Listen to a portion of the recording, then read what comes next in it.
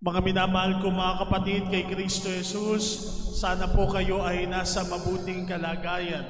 Sa mga nagpipilgrimage sa umagang ito, maligayang pagdating po dito sa aming munting parokya, ang Nativity of Our Lady Parish. Ngayon po ay nasa ikalawang linggo na tayo ng ating 40 araw na paghahanda para sa Pasko ng muling pagkabuhay ng Panginoon. At tuwing sumasapit yung ikalawang linggo ng Kwaresma, ang lagi pong ebanghelyo ay patungkol doon sa Transfiguration. Transfiguration, pagliliwanag ng ating Panginoong Hesukristo. The Church bring us to the mountain. Dinadala tayo ng ating mga pagbasa ngayon doon sa bundok ng Tabor.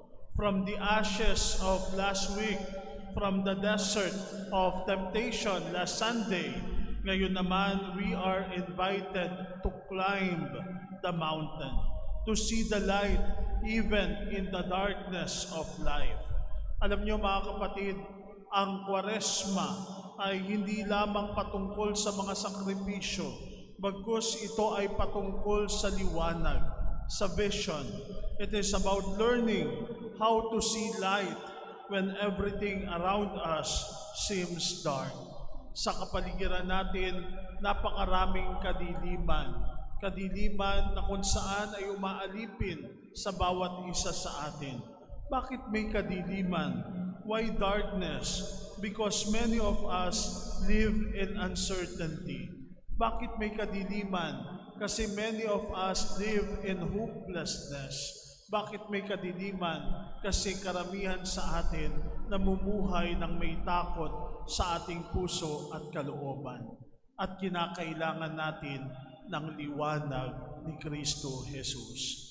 Ganun pala mga kapatid, na sa buhay natin kapag uncertain, hindi natin alam kung ano bang mangyayari bukas, hindi natin hawak ang bukas, nandoon na tila baga madilim ang ating nakikita at kinakailangan natin ng liwanag ng ating Panginoon. Sa buhay, kapag tayo ay nawawalan na ng loob, nawawalan na ng pag-asa, kinakailangan natin ng liwanag. Sa sandali na tayo ay natatakot, kinakailangan may magpalakas sa atin. At hayaan niyo po na tulungan tayo ng mga pagbasa natin ngayon para makakita tayo ng liwanag doon sa kadiliman ng mga bagay na iyon. Why darkness? Because many of us live in uncertainty. Sa ating unang pagbasa, narinig natin si Abraham ay sinusugo ng Diyos sa panibagong misyon. 75 years old. Ngayong araw na ito, birthday ni Ate Josie, 80 years old. Happy birthday, Pero si Abraham, binigyan siya ng misyon ng Diyos, 75 years old, at panibagong misyon ang ibinibigay. Yung misyon pala, hindi lang pala yan patungkol dun sa mga bata, sa mga malalakas, sa mga may kapangyarihan, doon lamang ibinibigay ang misyon. Hindi. Kahit doon sa katandaan, kahit doon sa tila baga dapit hapon na ng buhay ni Abraham, subalit binigyan siya ng misyon ng Diyos. At ano ang ibinigay sa kanyang misyon? Pumunta ka doon sa lupang ibibigay ko sa iyo, sapagkat ikaw ay magiging ama ng salit-saling lahi. Pumunta doon sa lupa, yun lang ang utos at yung pangako. Walang mapa, walang Google Map, walang Waze, walang kahit ano pa man na ibinigay sa kanya, basta't ang utos ng Diyos, pumunta ka. At ang kanyang pinangahawakan ay yung pangako ng Diyos. That is darkness, the darkness of the unknown. When we do not know what will happen to our family, to our work, to our health, to our community, to our country, in the future, para bang uncertain. Ngayon doon sa Middle East, nagkakagulo.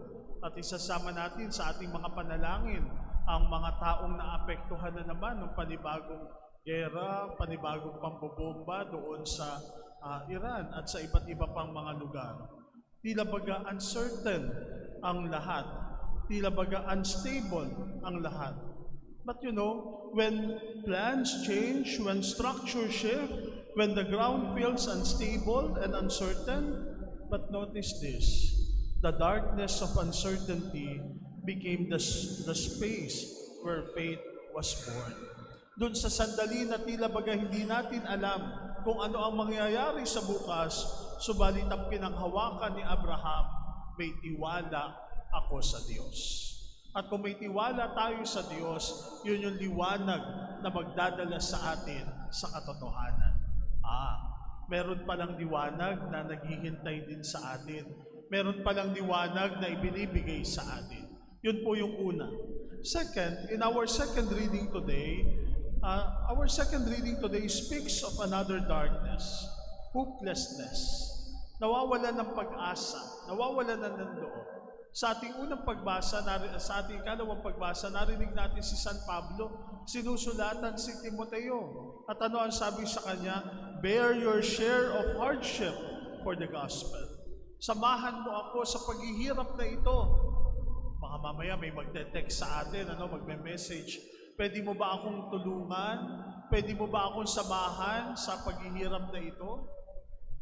Ba't kita sasama? Problema mo yan. Bahala ka.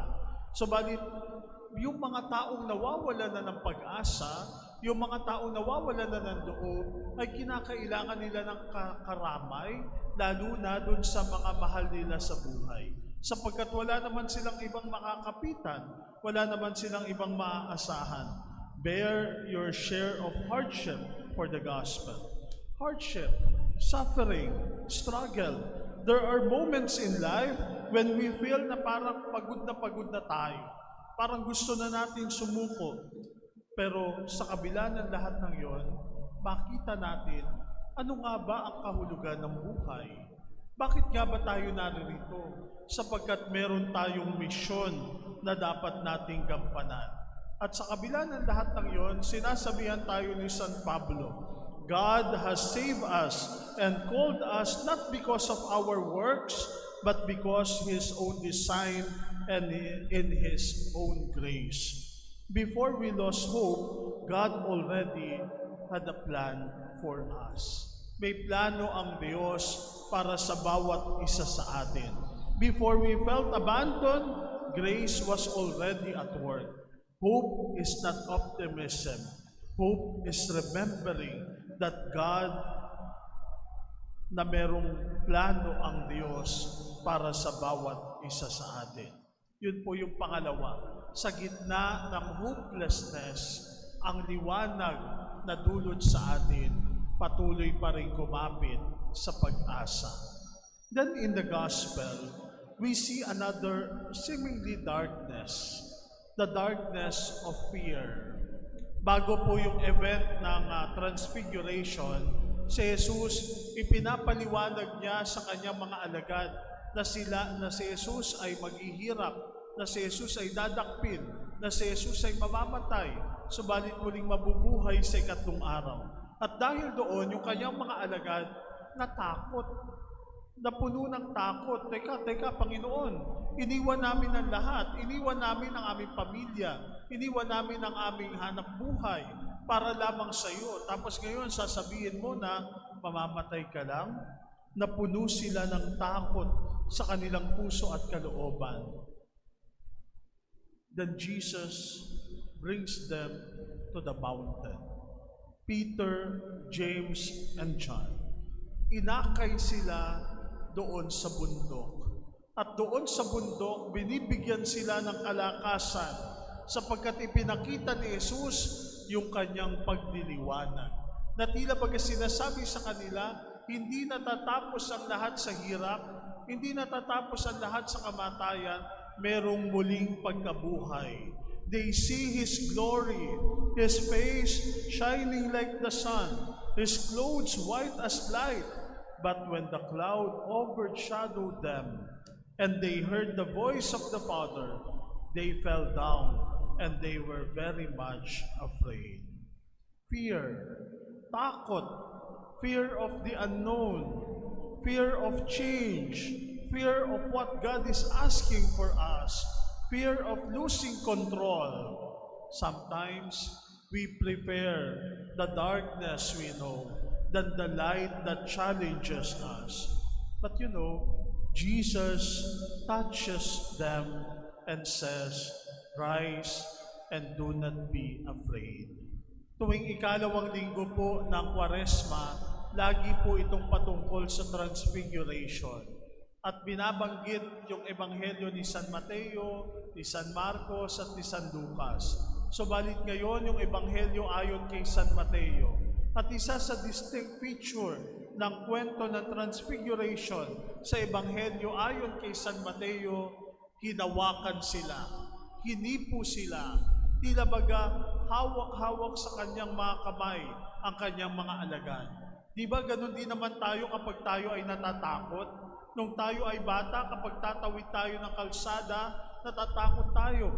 Subalit kung hawak-hawak tayo sa ating kamay ng ating mga magulang, naiibsan ang ating takot. Kapag sa bahay bigla nag-brand out, natatakot tayo sa dilim. Subalit kapag hawak-hawak tayo sa kamay ng ating mga magulang, naiibsan ang ating takot. Ganon din ang nangyari doon sa bundok ng Tabor. Takot na takot ang mga alagad, subalit hindi po, hinawakan sila ni Jesus na tila baga nagsasabi, "Anong ikakatakot ninyo? Kasama ninyo ako. Rise and do not be afraid." The touch of Christ dispels fear. The presence of Christ restores courage. You know, pupunta po tayo sa Holy Land, doon sa Church of Transfiguration, doon sa bundok ng Tabor, doon sa mismong altar ng Transfiguration, meron po dong 4 na icons ng Transfiguration.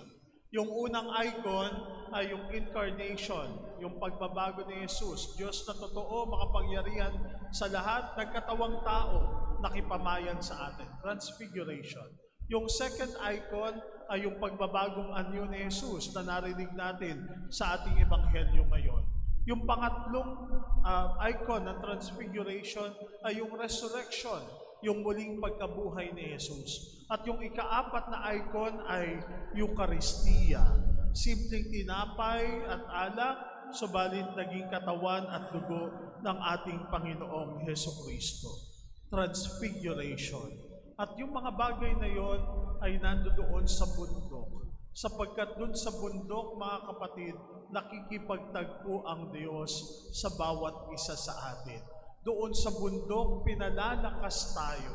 Kaya nga ang hamon sa atin, mga kapatid, pagkatapos natin tanggapin ang Eucharistia, dala-dala natin ang liwanag ng ating Panginoon. Na sana, pag-uwi natin, maraming mga tao pa rin ang uncertain. Marami pa rin mga tao ang hopeless. Marami pa rin mga tao ang punong-puno ng fear sa kanilang mga puso at kalooban. Pwede ba na tayo naman ang magbigay ng liwanag sa kanila? Pwede ba na ipadama natin sa kanila na hindi natatapos ang lahat sa hirap? Merong muling pagkabuhay. And above all, can we listen? Can we listen? Because at the heart of Transfiguration is the voice of the Father, "This is my beloved Son, listen to Him." Pwede bang ulitin natin lahat yon? "This is my beloved Son, listen to Him." Together, 1, 2, 3, go. "This is my beloved Son, listen to Him." When everything is dark, when life feels uncertain, hopeless, and full of fear, can we still hear the voice of the Father?